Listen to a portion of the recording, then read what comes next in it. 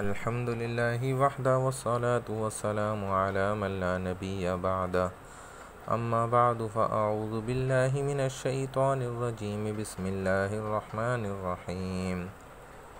میرے محترم دوستوں، آج میں مختصراً جس موضوع پہ بات کرنے لگا ہوں وہ ہے 1.5 انچ کی مسجد بنانا۔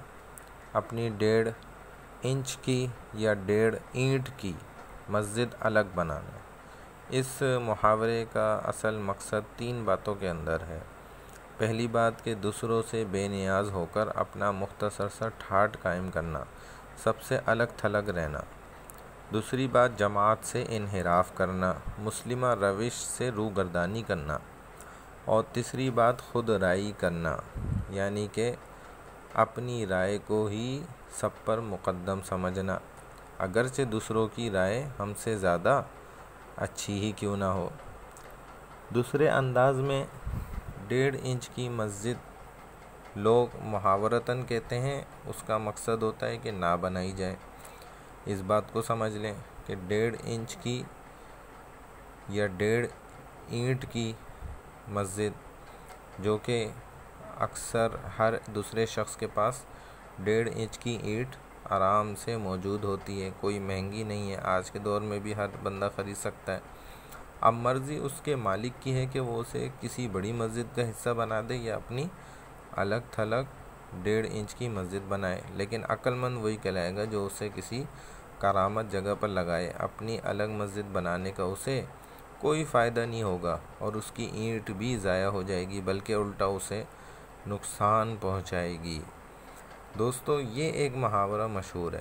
اب اس پر میں اپنی رائے پیش کرتا ہوں آپ کے سامنے 2 باتیں کہ دیکھیں، جس کو ہم یہ کہتے ہیں کہ 1.5 انچ کی مسجد بنائی ہے یا 1.5 اینٹ کی مسجد مت بناؤ، تو سوچنے کی بات ہے کہ اس نے مسجد ہی بنائی ہے، اگرچہ 1.5 انچ کی ہو یا 1.5 اینٹ کی ہو۔